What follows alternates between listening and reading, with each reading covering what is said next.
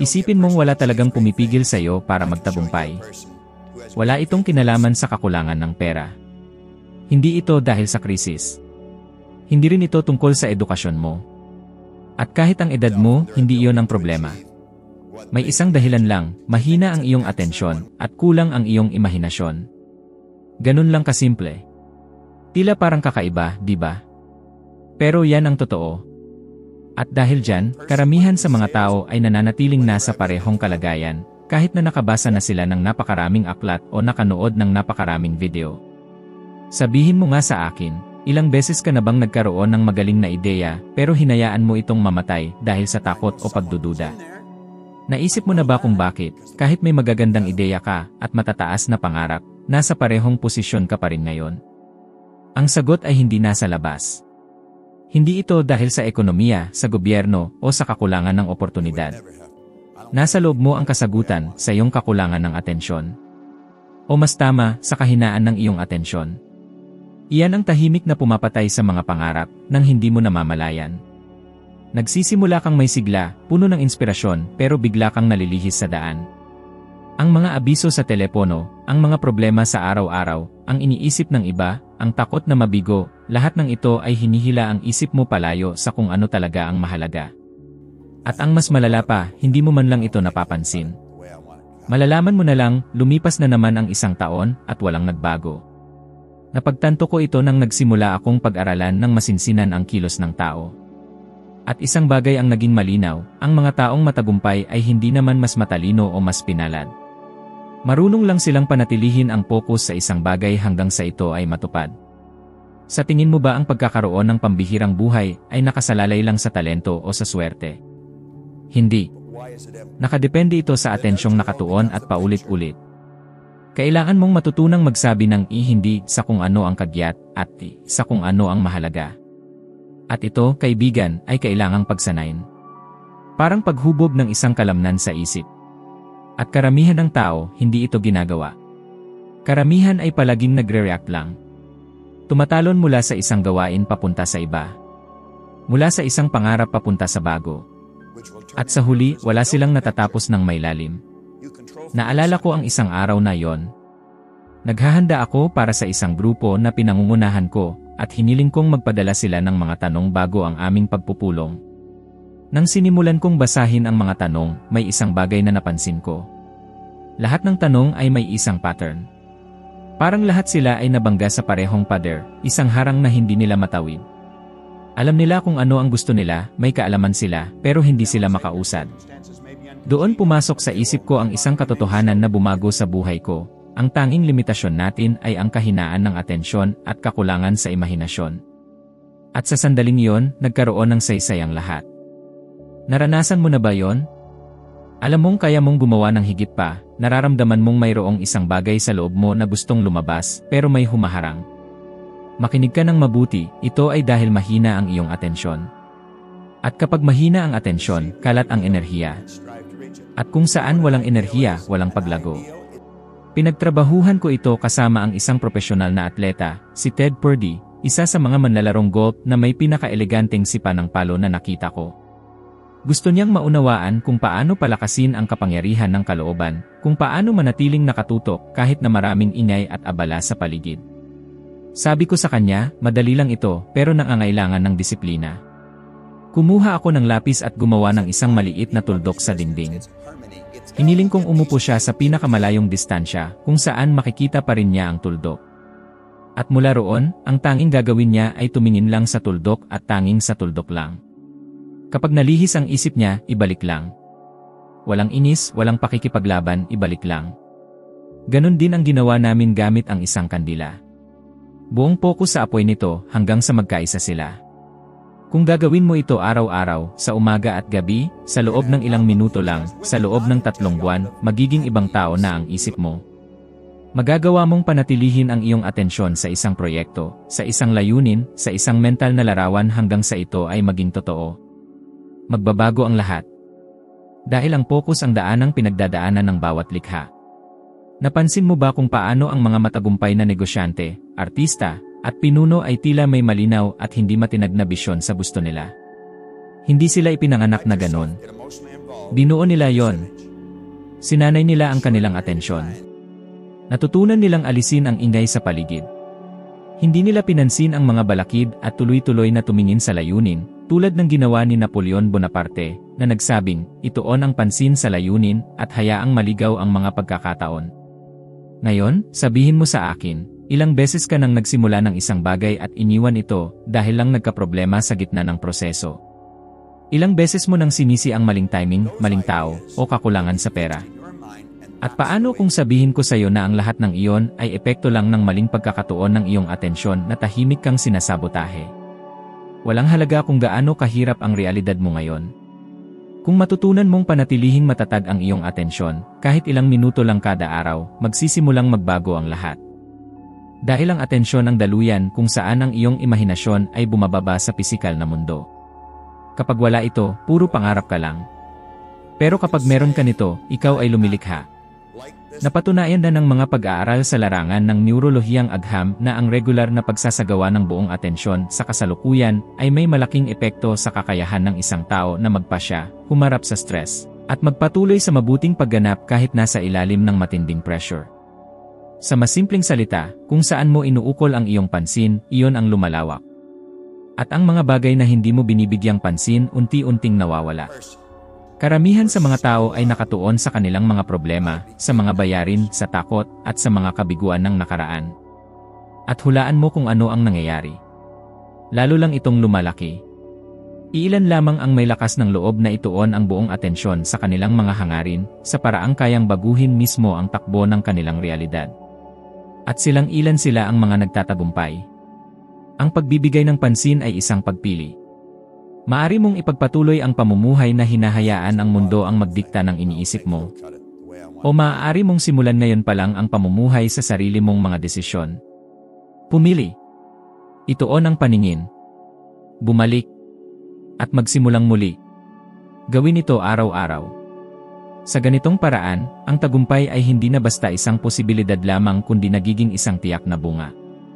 Hindi ka nakakulong sa mga pangyayari ng iyong buhay. Hindi ka nakakadena dahil sa kawalan ng pera, ng diploma, o ng koneksyon. Ang tunay na tanikala ay ang imahe mo sa sarili mo, yung imaheng nasa kaibuturan mo, sa bahagi ng sarili mong walang ibang nakakakita. Ang tingin mo sa sarili mo ang tahimik, ngunit makapangyarihang balangkas ng iyong realidad. Hindi mo kailanman malalampasan ang paniniwala mo kung sino ka. Hindi mo rin makakamit ang isang bagay na sa loob-loob mo ay iniisip mong hindi ka karapat-dapat para rito. Sa loob ng mahabang panahon, ako mismo ay nabuhay sa ganitong kalagayan. Wala akong ambisyon, wala akong direksyon. Tinanggap ko na lang kung anong trabahong dumating, sa pabrika, sa gasolinahan, nagkakabit ng gulong, naglilinis ng kotse, nag-aalis ng dumi ng iba. At sa isip ko noon, iyon lang ang halaga ko. Wala akong nakikitang pag-asa. Wala akong nakikitang kinabukasan. Ang mas nakakatakot. Akala ko normal lang ang ganoon. Ganyan mabuhay ang karamihan. Bawat araw ay parang paggising sa loob ng isang selda na sila rin mismo ang bumuo gamit ang mga mapanglimitang kaisipan. Nakikita nila ang sarili nilang maliit, sira, at kulang. Kaya't hindi nakapagtataka kung bakit paulit-ulit nilang nararanasan ang parehong bagay. Ang panlabas na mundo ay hindi higit pa sa refleksyon ng katotohanang tinatanggap mo tungkol sa sarili mo. Nakasambit ka na ba ng mga salitang ganito, hindi ako magaling sa pera, hindi gumagana sa akin ang mga ganyang bagay, o hindi ko na kayang makaalis sa ganito? Ang mga ito ay hindi basta-bastang mga salita. Para itong mga bloke. Bloke ng selda na ikaw mismo ang patuloy na pinapatibay. Tuwing inuulit mo ang ganitong kaisipan, kahit pa hindi mo namamalayan, pinapalakas mo ang isang imahe ng sarili mong batbat ng kakulangan, pagkatalo, at kahirapan. At habang aktibo pa ang imaheng iyon, walang tunay na pagbabago ang mangyayari. Ang pananaw mo sa sarili ay tulad ng isang thermostat sa loob mo. Kapag nakaprograma ito sa 20 antas, maaari kang pansamantalang umangat sa 30 dahil sa isang magandang buwan, promosyon, o di inaasahang pera na umaabot ng humigit kumulang 100,000 piso. Pero ano ang mangyayari pagkatapos?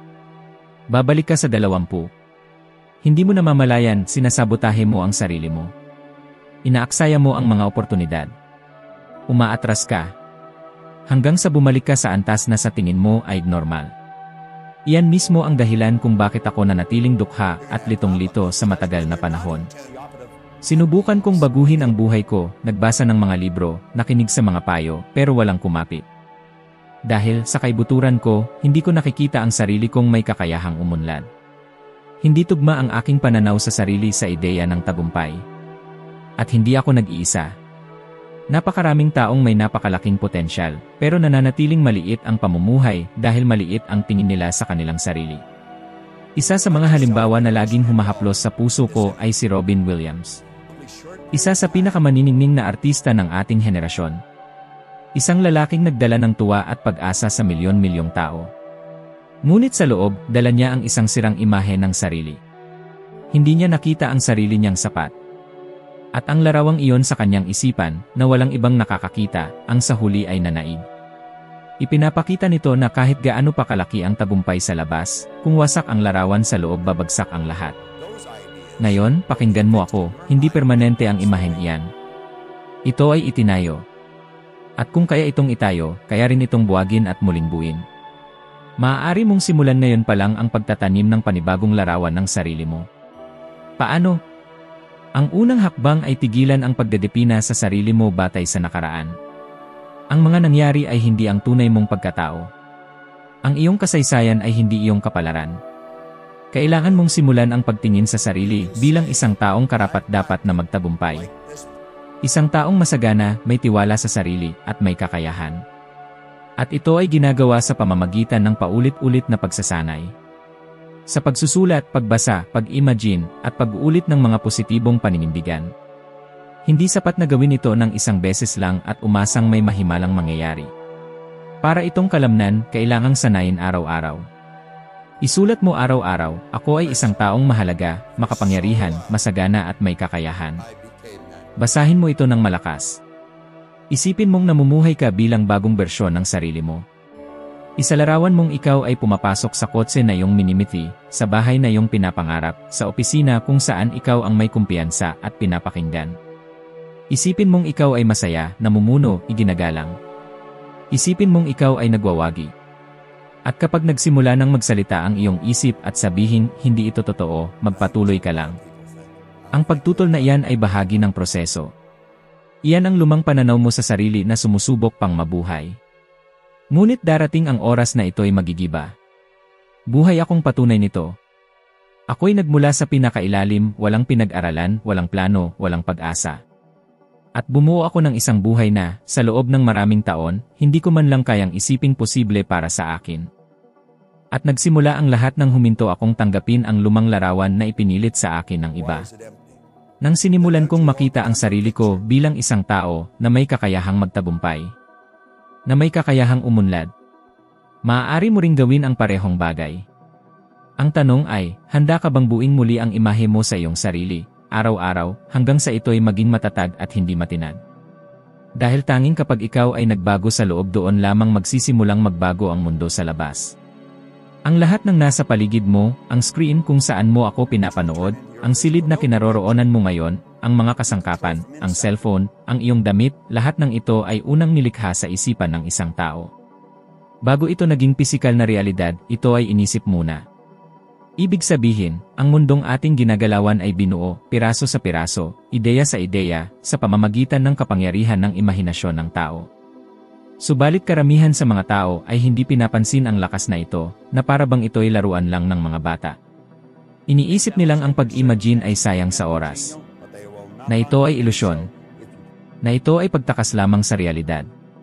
Pero hayaan mong sabihin ko sa iyo ang isang bagay na maaaring magbago ng iyong buhay. Ang imahinasyon ay ang pinakamakapangyarihang kasangkapan ng paglikha na kailanman ay umiral.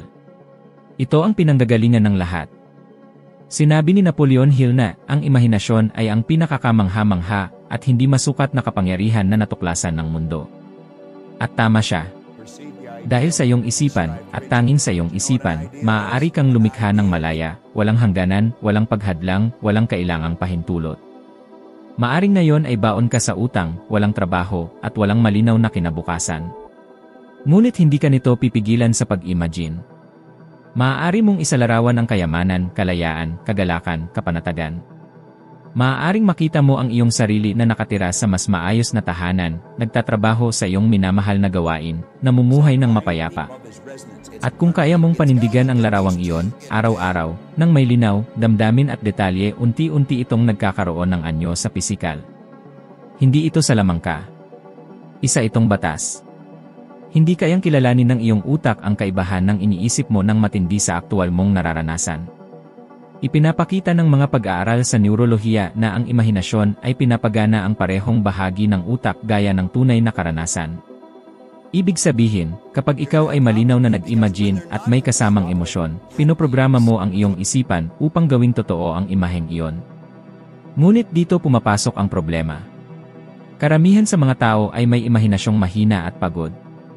Hindi dahil isinilang silang ganoon, kundi dahil pinabayaang lumanta ito.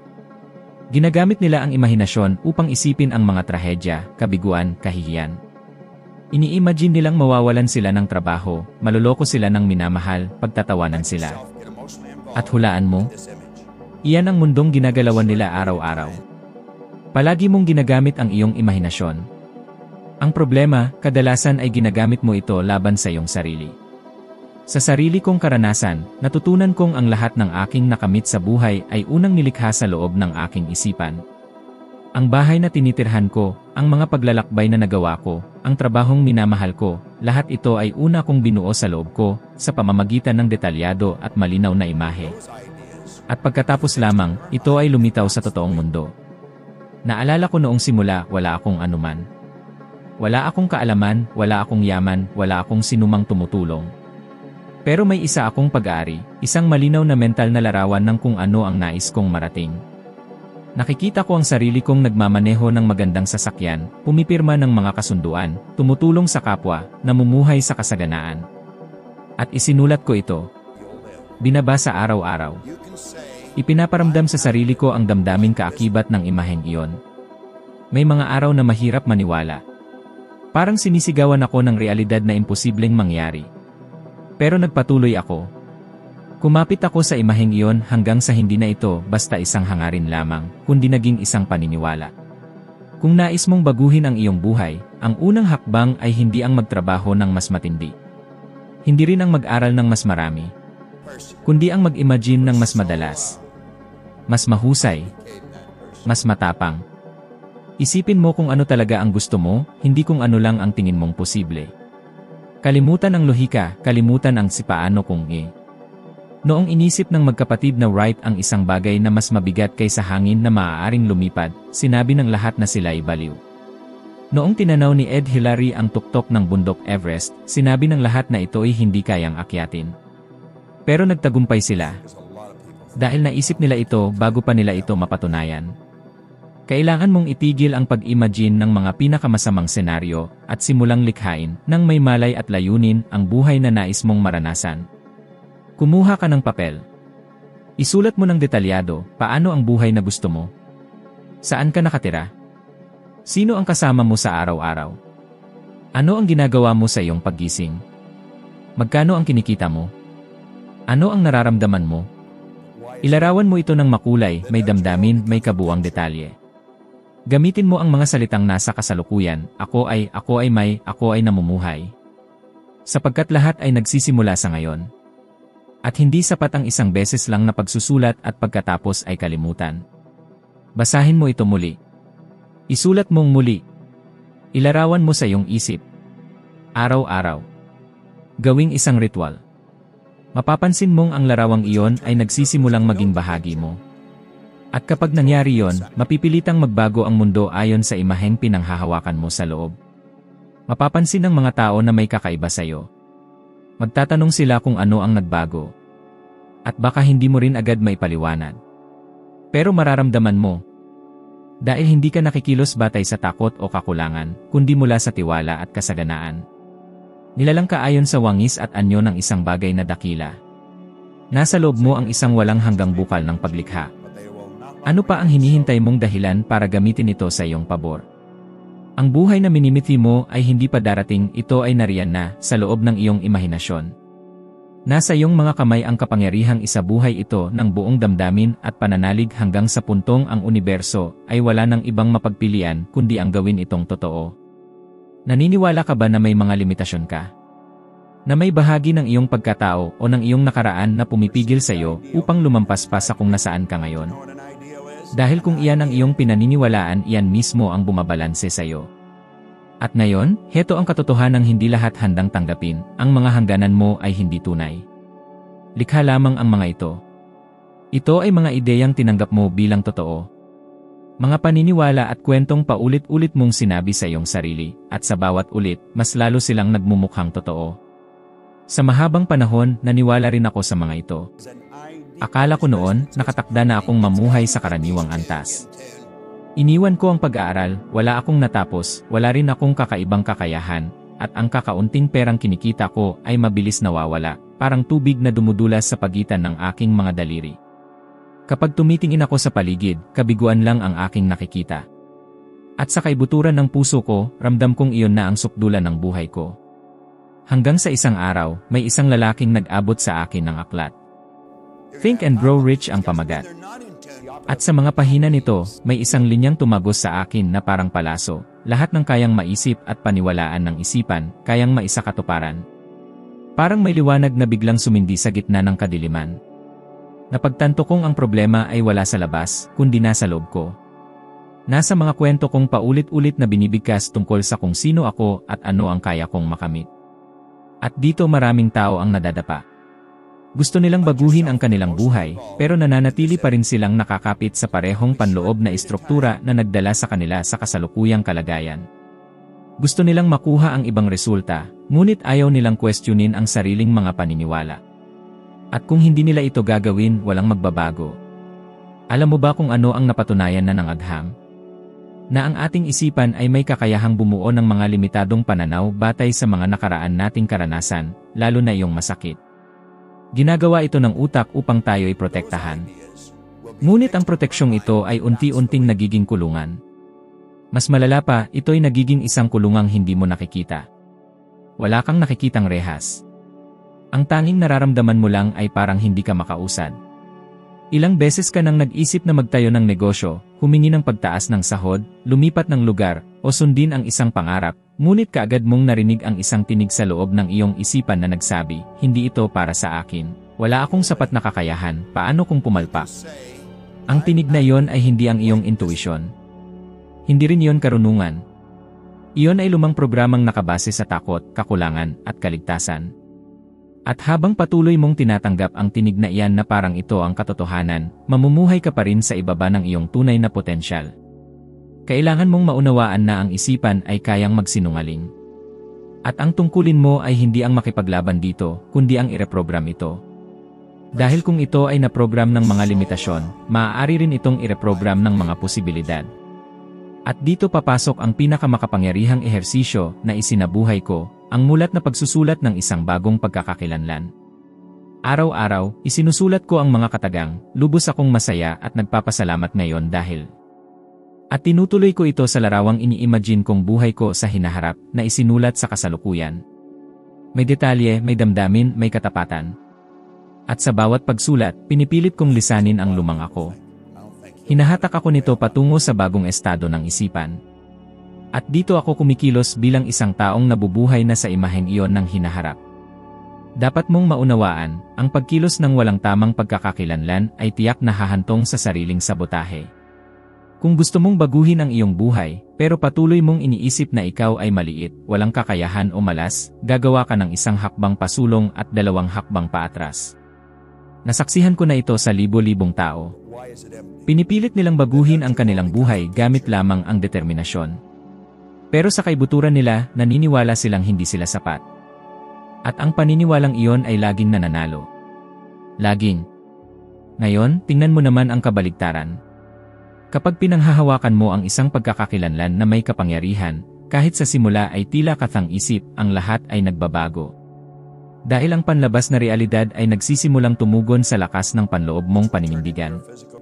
Ito ang nangyari sa akin noong, kahit wala akong karanasan, walang magandang resume, at walang diploma, nagbukas ako ng isang negosyo sa linisan. Nagpasya akong magiging malaki ang negosyong iyon.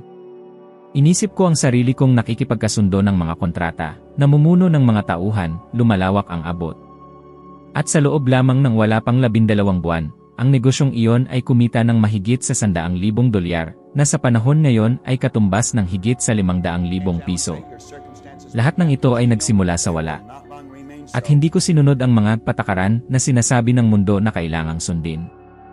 Kaya't pakinggan mo ako ng mabuti, ang mga hangganan mo ay hindi katotohanan. Mga walang malay na pagpili lamang sila na araw-araw mong inuulit. Simula ngayon, simulan mong questionin ang mga pag-iisip na yan. Kapag pumasok sa isipan mo ang matandang kaisipan na, hindi ito para sa akin, itanong mo agad sa sarili mo, sino ang nagsabi niyan? Kapag sumulpot ang takot na, paano kung mabigo ako, itapat mo ito ng tanong na, paano kung magtagumpay ako? At kapag naisip mong, wala akong kakayahan, palitan mo ito ng tanong na, paano ko ito magagawa? Palitan mo ang focus. Palitan mo ang tanong. Palitan mo ang enerhiya. Dahil ang totoo, kailanman ay hindi ka talaga naipit. Nahipnotismo ka lang ng isang kwento na hindi na akma sa'yo ngayon. At ngayong gising ka na, mayroon kang 2 landas, bumalik sa lumang istoryang paulit-ulit mong isinasabuhay o simulan, sa mismong araw na ito, ang pagsusulat ng isang panibagong kwento. Isang kwento kung saan ang dating imposibleng mangyari ay nagiging susunod na yugto ng iyong tagumpay. Ang pinakamalaking bitag sa buhay ay hindi ang kabiguan. Ang tunay na bitag ay ang halos. Halos nagtagumpay. Halos natupad. Halos naranasan ang buhay na gusto mo. At ang bitag na ito ay may tahimik na pangalan, pagpapaliban na nagkukubli bilang pagiging abala. Maraming tao ang naniniwalang hindi sila umuusad dahil wala silang oras, wala silang lakas, o wala silang pera. Halimbawa, may nagsasabing kulang siya sa salapi, pero sa totoo lang ang kulang sa kanya ay kapasyahan. Upang mailarawan, isipin natin ang isang halaga tulad ng $4,000 ng Estados Unidos, ito ay katumbas ng humigit kumulang 200,000 piso sa pera ng Pilipinas. Sa ganitong halaga, marami na ang maaaring simulan, pero dahil sa takot, hindi ito ginagamit. Ang totoo, maraming tao ang naiipit sa siklo ng pagkilos na walang tunay na direksyon. Palagi silang abala, ngunit bihira silang gumawa ng bagay na may kabuluhan. Napansin mo na ba kung gaano kadaling ubusin ang buong araw sa kakatrabaho, pero sa huli ay mararamdaman mong wala ka namang tunay na narating? Iyan ay dahil karamihan ay laging umaasa sa mga mensahe, obligasyon, at pagkaantala. Akala nila ang kilos ay katumbas ng pag-unlad. Pero hindi. Gumagalaw sila pero wala sa tamang landas. Gumagastos ng lakas pero hindi binubuo ang hinahangad nila. Naranasan ko rin ito ng matagal. Bago ko makamit ang anumang resulta, araw-araw akong abala sa mga kailangang ayusin. Inakala kong ang pagiging abala ay katumbas ng pag-abante. Pero sa katotohanan, iniiwasan ko lang ang mga mahahalagang desisyon. Takot akong magsimula. Takot akong magkamali. Takot akong hindi sapat. Kaya nagtago ako sa likod ng mga gawain, mga listahan, mga schedule na lalo lang akong inilayo sa tunay na mahalaga. At alam kong nakaka-relate ka rito. Dahil ito'y isang pandaigdigang pattern. Ilang beses mo nang ipinagpaliban ang alam mong kailangang gawin. Ilang beses mo nang sinimulan ang isang proyekto pero naligaw ka sa walang kabuluhang detalye para lang takasan ang totoong dapat harapin. Makinig kang mabuti, sa tuwing ipinagpapaliban mo ang mahalaga, ikaw mismo ang nagnanakaw sa sarili mong buhay. Hindi ito pagmamalabis, ito ay katotohanan. Bawat minutong ginugol sa hindi mahalaga ay isang minutong nawala para sa kalayaan, kasaganaan, at katuparan. At narito ang isang masakit na katotohanan, karamihan sa mga tao ay namamatay dala ang mga ideyang hindi man lang nagsimulang mabuo. Hindi dahil sa kakulangan sa talento, kundi dahil sa kakulangan sa pagpapasya. Kakulangan sa tunay na paninindigan na kumilos. May isang tao na nakaunawa nito ng mas malalim kaysa karamihan, si Steve Jobs. Sabi niya, ang kaalaman na ikaw ay mamamatay ay ang pinakamabisang paraan para maiwasan ang bitag ng pag-isip na may maari ka pang mawala. Nabuhay siya na may kagyat na damdamin. Hindi dahil sa pagmamadali, kundi dahil alam niyang hindi naghihintay ang oras. Ang pagpapaliban ay madalas na takot na nagbabala tayo. Takot mabigo. Takot mapuna. Takot hindi kayanin. Pero kailangan mong maunawaan, walang mas nagpaparalisa pa kaysa sa paghihintay sa perpektong sandali. Dahil hindi ito dumarating. At hinding-hindi ito darating. Ang tanging paraan upang madaig ito ay ang pumili ng matinding hakbang, kumilos kahit hindi sigurado. Kumilos kahit may kaba. Kumilos kahit di perpekto. Kumilos gamit ang anong meron. Dahil ang nakapagitan sa iyo at sa gusto mong marating ay hindi isang perpektong plano, kundi isang paulit-ulit na kilos. Gusto mo ng isang simpleng ngunit makapangyarihang ehersisyo. Araw-araw, pumili ka ng isang gawain na matagal mo nang iniiwasan, kahit isa lang. Pwedeng ito ay isang tawag sa telepono, pagpapadala ng panukala, pagsisimula ng isang kurso, o pagharap sa isang mahirap na usapan. At gawin mo ito bago ka pa gumawa ng kahit ano pa. Ito ang magpapabago ng lahat. Dahil araw-araw nitong ipapaalala sa iyo, ikaw ay mas makapangyarihan kaysa sa iyong mga pag-aalinlangan. Ikaw ay nilikha para lumikha, hindi lang para magpatuloy mabuhay. At ang oras na hinihintay mong magsimula ay ang parehong oras na ninanakaw mo mula sa sarili mong kinabukasan.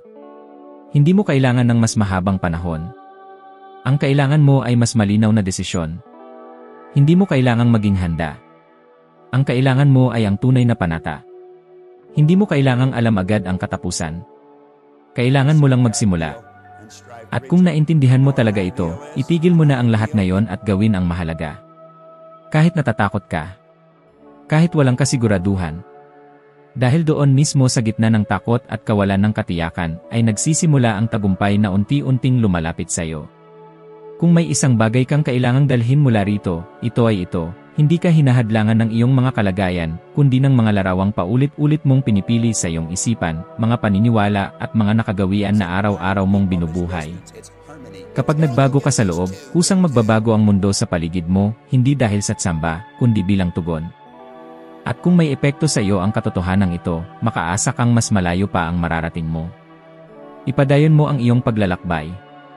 Ang susunod na video ay nasa harap mo na ngayon at ito ang mag-aakyat sa iyo sa panibagong antas ng karunungan, mas palapit sa buhay na, sa kaibuturan ng iyong puso, alam mong nararapat para sa iyo. Maging isang bahagdan na mas mabuti kaysa sa dati mong sarili. Salamat sa pagsama mo sa akin. Hinihintay kita sa susunod na video.